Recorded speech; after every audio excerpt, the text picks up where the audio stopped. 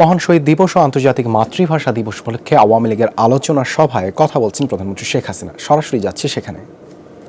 বিধ্বস্ত বাংলাদেশকে গড়ে তোলা যুদ্ধে ভয়াবহ যে ঘটনাগুলি যে ঘটেছে, নির্যাতিতা নারীদের পুনর্বাসন, নির্যাতিতা নারীদের পুনর্বাসন, সেই শিশুদের পুনর্বাসন, মুক্তিযুদ্ধে যারা আহত তাদের চিকিৎসা, প্রতিটি শহীদ পরিবারকে আর্থিক সহায়তা দেওয়া, প্রতিটি ঘরে ঘরে রিলিফের সামগ্রী পৌঁছে দেওয়া, প্রতিটি কাজই কিন্তু তিনি করে গিয়েছেন অতি অল্প সময়ে। কিন্তু সময় পেয়েছিলেন তো মাত্র 3.5 বছর।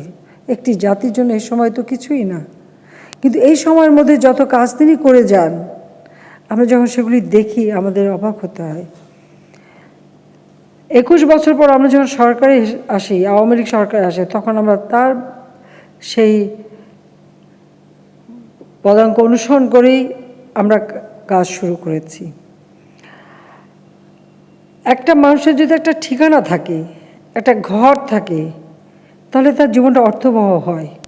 আর আমাদের এমন একটি দেশ, প্রতিনিয়ত নদী ভাঙে মানুষ ক্ষতিগ্রস্ত হচ্ছে, অথবা যে কোনো কারণে হোক সে গৃহহারা হয়ে যাচ্ছে। আমরাও জাতির পিতার সেই নীতিমালা, অন্ন, বস্ত্র, বাসস্থান, চিকিৎসা, শিক্ষার ব্যবস্থা, সেই পদক্ষেপ যেমন নিয়েছি তা বাস্তবায়ন করে যাচ্ছি। সেই সাথে সাথে মুজিব বর্ষ, জাতির পিতার জন্মশতবার্ষিকী আমরা উদযাপন করছি। আমরা ব্যাপক কর্মসূচি নিয়েছিলাম, কিন্তু তা বাস্তবায়ন সবই আমরা করতে পারিনি। কিন্তু সেই ক্ষেত্রে কয়েকটি বিষয় আমরা খুব ব্যাপকভাবে গ্রহণ করেছি। সেটা হলো এই মুজিব বর্ষে এবং আমাদের স্বাধীনতা সুবর্ণ জয়ন্তী 2021, 2020 মুজিব বর্ষ, 2021 আমাদের স্বাধীনতা সুবর্ণ জয়ন্তী।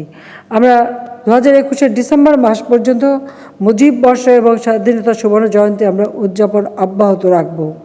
আর এর মধ্যে আমরা সিদ্ধান্ত নিয়েছি যে বাংলাদেশে একটি মানুষ গৃহহীন থাকবে না, ভূমিহীন থাকবে না, তাদের আমরা একটা ঠিকানা জোগাড় করে দেব। 96 সাল থেকে শুরু করেছিলাম জাতির পিতা সে পদাঙ্ক অনুসরণ করে গুচ্ছগ্রাম, সেটাও যেমন তৈরি করা, পাশাপাশি আমরা আশ্রয়ণ প্রকল্প, গৃহায়ন তহবিল, বস্তিবাসীদের জন্য ঘরে ফেরা কর্মসূচি, বিভিন্ন কর্মসূচি নিয়ে প্রত্যেকটা মানুষের জন্য আমরা একটা ঘর দিতে পারি, একটা ঠিকানা দিতে পারি, তাদের জীবনযাত্রার ব্যবস্থা করতে পারি, সেই পদক্ষেপ আমরা নিয়েছিলাম এবং সেখানে আমরা সফলতা অর্জন করেছি যথেষ্ট।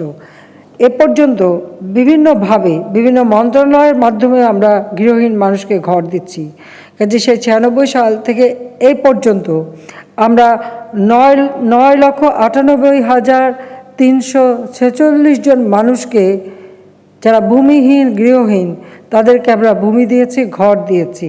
কোথাও ব্যারাক হাউস করে দিয়েছি, কোথাও আলাদা ঘর করে দিয়েছি। যারা আমাদের ক্ষুদ্র নৃগোষ্ঠী তাদের জন্য, যেমন পার্বত্য চট্টগ্রাম অথবা বরগুনা, তালতলিতে আমরা তার জন্য ঘর করে দিয়েছি। এছাড়া বিভিন্ন অন্যান্য অঞ্চলেও যেখানে যেখানে নৃগোষ্ঠী আছে তাদের জন্য আমরা ঘর করে দিচ্ছি।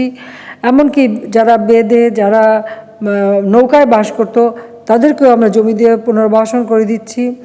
আমাদের যারা হিজড়া সম্প্রদায়, তাদেরকে পুনর্বাসনের ব্যবস্থা করেছি। এমনকি আপনারা জানেন যে এখানে কুষ্ঠরোগীরা, তাদেরকে সবাই দূর দূর ছাই করতো, তাদের জন্য ঘর করে দিয়েছি, তাদেরও পুনর্বাসনের ব্যবস্থা করেছি। অর্থাৎ সমাজের সর্বস্তরের মানুষকেই পুনর্বাসনের ব্যবস্থা নিয়েছি।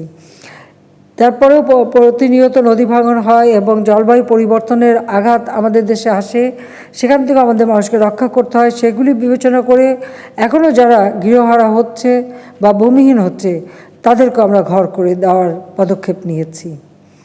অর্থাৎ মুজিব বর্ষ এবং স্বাধীনতা সুবর্ণ জয়ন্তী, একটি মানুষও ঠিকানাবিহীন থাকবে না, একটি মানুষও গৃহহারা থাকবে না, এটাই আমাদের লক্ষ্য। সেই লক্ষ্য আমরা বাস্তবায়ন করে যাচ্ছি এবং ইনশাআল্লাহ এটা আমরা সম্পন্ন করতে পারবো, সেই হিসাব আমরা নিয়েছি।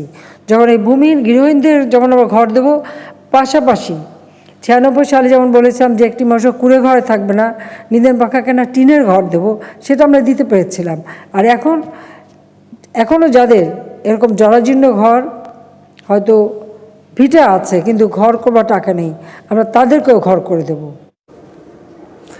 আওয়ামী লীগের আলোচনা সভায় কথা বলছিলেন দলীয় সভানেত্রী এবং প্রধানমন্ত্রী শেখ হাসিনা। আমরা এতক্ষণ সেখানে ছিলাম।